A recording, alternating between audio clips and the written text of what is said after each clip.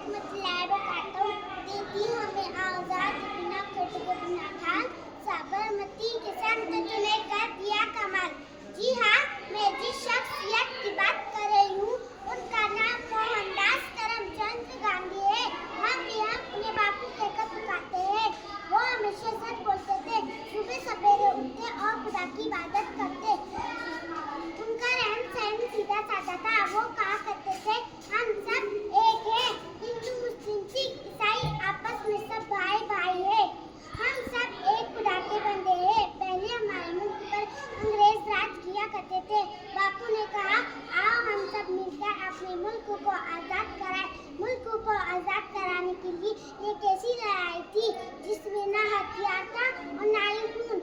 बापू ने अहिंसा का रास्ता दिखाया, सबने उनका साथ दिया और हमारा मुल्क आजाद हो गया। अब हम सब आजाद हैं। जय हिंद।